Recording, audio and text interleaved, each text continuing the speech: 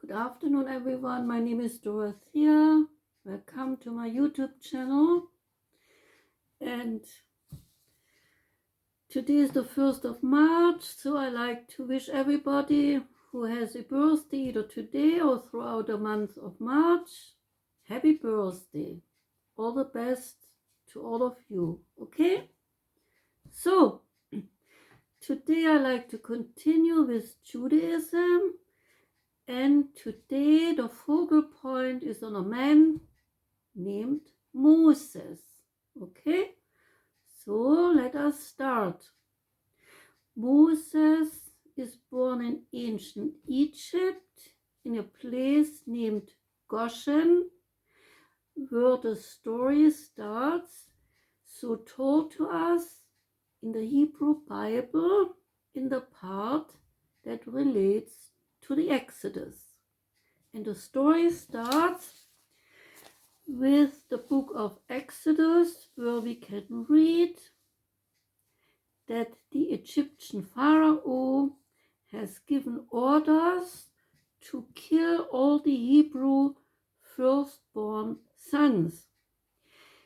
Hebrews have become a threat to the Egyptian Pharaoh because over time the Hebrews' numbers, they have increased, because the Hebrews, they have big families, many children, and the Pharaoh doesn't like it and he wants to put a stop to it. Moses' mother, Jochebed, she is an Israelite slave in Egypt, and she looks desperately for a way to save her firstborn son. She makes a basket of reeds and places the baby in this basket, letting it float down the Nile River. Jochebed also sends her oldest daughter Miriam to watch over the basket to reach the riverbed safely. Moses' mother knows that at the riverbed the Pharaoh's daughter comes to take a bath. This is how Moses survives, and he ends up in the Egyptian royal family where he is brought up. Before we get to Moses' story, we first need to take a look at Hebrew history and a man named Jacob. Jacob is important in Hebrew history because Jacob, at one point back in the land of Canaan, he had an own experience when God reveals himself to him in Luz, that is Bethel, in Canaan. Jacob has 6 sons and a daughter, and one of the sons, called Joseph, he was the most valued by the Israelites because he was a very handsome and kind person, liked by everyone. Eventually, the brothers of Joseph start to get jealous and they look for a way to get rid of him. So one day, Joseph is sold by the Midianites to a caravan group heading back to Egypt. So they just sold him without his father Jacob knowing anything. And this is how Joseph ended up in Egypt. Okay? Joseph is very much liked by the Pharaoh because he is a hard worker, he has charisma, and he also has a talent because he can interpret dreams. This makes Joseph the overseer of the whole land of Egypt.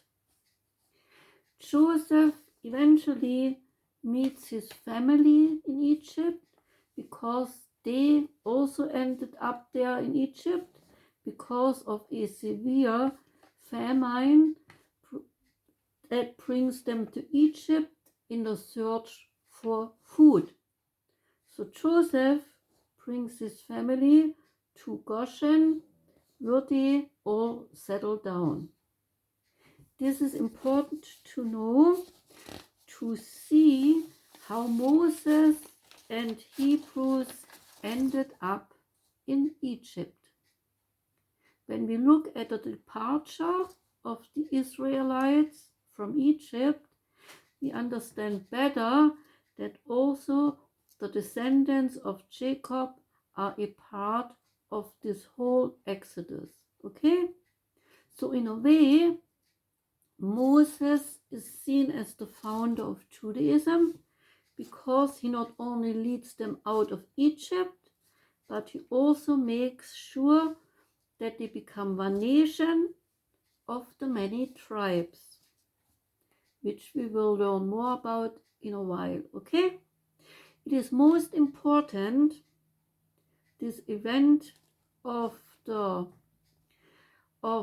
Exodus, which is called by the Jews Passover, is the most important event in Judaism till today. The Exodus, called Passover, is celebrated by the Jews from then on. Each year they celebrate it as this big event that made them reunited again, the whole tribes, and they brought them home to Israel. Okay? That event led the Jews out of Egypt by Moses, and the date is the 14th of Nisan, which is the month of March. Moses is an Israelite and a prophet, and he is also seen as the author of the Torah, the Hebrew Bible. According to the Hebrew Bible, Moses is a religious leader, a lawgiver, and a prophet, and he is seen as the one who unites the Israelites to make them the one big nation. The Old Testament covenant of Judaism goes from Abraham down to Moses, and it's the time from 950 BCE to 150 BCE. In Judaism, social ethics taught by the prophets, they become important to the religion of the Jews. The Jews might be the chosen ones, the chosen people, so they see themselves as that because God gave them that special gift to become that special people. But the Jews also see, or they are also expected to live right. In Amos, we read that you have to live right, not just say so. So the whole ethics is an important part in Judaism. Okay? In Judaism, over time, the temple becomes a synagogue, and during the Israelites' exile and during Exodus, the Hebrews have no particular place to go for their worship. So after the temple of the Hebrews gets destroyed, the ark becomes a portable throne that the Israelites can take everywhere. So wherever they go, they take this ark, which is representative of the God of the Israelites. They take that ark as a sign of the covenant between them and God everywhere they go, where the part leaders of the Jews, okay? Because they only have one ark, but the main men they take that ark everywhere they go as a sign of the covenant between their God and the Hebrew people. Moses, when he grew up and becomes a man, he builds cities in Egypt, and at one point Moses kills the overseer of his work crew. There's an event and he does that. So he has to flee later to Midian at the grove of Agabar. Here on the mountain of Horeb, also referred to at some places as Mount Sinai, God reveals his divine name to Moses. There is a reference about Mount Horeb and Mount Sinai that when they wrote down the Bible, they said that apparently it must have been one in the same place. It's only referred to differently. One time they call it Mount Horeb and one time they call it Mount Sinai, but all the scholars said it's apparently one in the same place. Okay? God tells Moses, my name is Yahweh, and that Moses shall bring his people back to the land of milk and honey. God also tells Moses that he will help him to perform all kinds of miracles, wondrous deeds, so that Moses is able to convince the Pharaoh to let him go. And I wrote a few of the miracles down. Not a few, I wrote all of them down. And these wondrous deeds that God performs for Moses, they are a staff turned into a snake, and the first plague, water turned into blood. The second plague, frogs appearing everywhere. The third plague, gnats appearing. The fourth plague, flies swarming everywhere. The fifth plague, pestilence afflicting livestock, where all the beasts of Egyptians they die, but not the beasts of the Israelites. The sixth plague, festering boils caused on men and on beasts. The seventh plague, hail. The eighth plague, locusts. The ninth plague, darkness. And the 10th plague, death of the firstborn. So that were the plagues that God helped Moses out with to convince the Pharaoh that he better gives up and lets the Israelites leave the country. Okay? So, the Exodus, that event of the departure of the Israelites from Egypt, is seen as a departure where even Jacob's descendants are included. So when Moses comes in contact with the God Yahweh, God gives him the 10 Commandments as a sign of a special bond between God and Hebrews. When Moses finally leads the Israelites out of Egypt, they had stayed there for 430 long years. Moses takes Joseph's bones with them because it was the wish of Joseph to be buried in Israel in Palestine. So they even took the bones of Joseph with them to take him also home with them. Okay? Moses and the Israelites walk along the shores of the Mediterranean region from Egypt back to Palestine.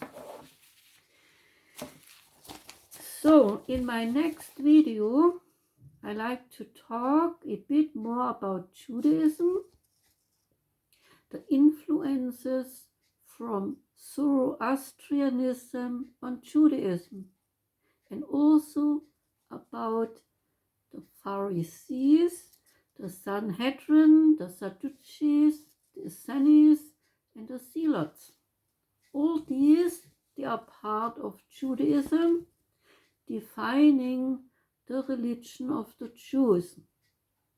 The Jews also had an impact on Europe. Here, they once lived peacefully together with the Europeans, enhancing the culture by their rich Jewish traditions. We have many Jewish writers, filmmakers, painters, and artists that contributed to the rich experiences of human life. The Jews still live among us here in Europe and elsewhere, and that is a good thing. They are our brothers and sisters, and we have a special responsibility to help them out whenever they are experiencing hatred. Okay? That's my personal opinion, and I hope most of you agree with me that no one should be hated only because they have a certain religious belief. This is the point that I try to make with talking about the different religions that we have on earth, from the beginning with the Hindus down to all the other religions. I wanted to make the point that if we truly believe in that one and only God who is the creator of everything, then we cannot punish some people who believe, let's say, in Hinduism or in Islam or in Judaism or in Christianity, or not believe in anything, because we should not do such a thing. The Jews have the same right like any other religion to follow their holy scripture and to do what they are doing. We all have hopefully learned through me introducing the different religious movements that they all, of course, believe in what their religion tells them. And so the Jews, they also have the right to believe what they are believing. Okay? So I hope that I bring a little bit better understanding and that people don't get so annoyed when certain religions have their rules and regulations and their laws and their beliefs, and they follow that we understand it better and accept it for what it is. It's a belief of the people in a certain belief system. Okay? So hopefully we can get to the point where we let everyone believe what they want to believe, and we do not become full of hatred right away only because they do not believe what we are believing. Okay? So that's what I'm trying to do with my channel. I like to bring a little bit more clarity, because I don't think that only because today we have access to internet and we can research everything, I don't believe that we do that.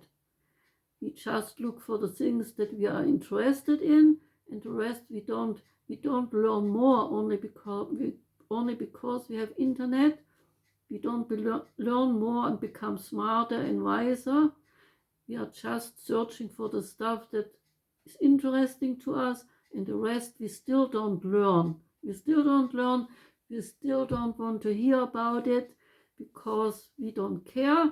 But whenever there is a little problem, then we right away jump on the bandwagon and we tell people all kinds of nasty things, and we don't even know about their religion in a deeper sense. Otherwise, we wouldn't probably do what we are doing, spreading hatred all the time. Okay? So I hope I succeed somehow, that people don't do that anymore and that they are just letting everybody have their belief system. As long as it doesn't bother you and hurt you, you can be gracious and let them believe whatever they believe and go on with your life, and the world, I think, will become a little bit better. Okay? So that's what I'm trying to do. That's all I'm trying to do. So in my next video, I talk about the Pharisees, the Zealots, and things, Sadducees, and Essenes, and things like that. And we talk a little bit more about things like that before I close Judaism and I go to Christianity. Okay? So thank you very much. Have a wonderful day. And I see you back most likely on Saturday. Okay? Bye-bye.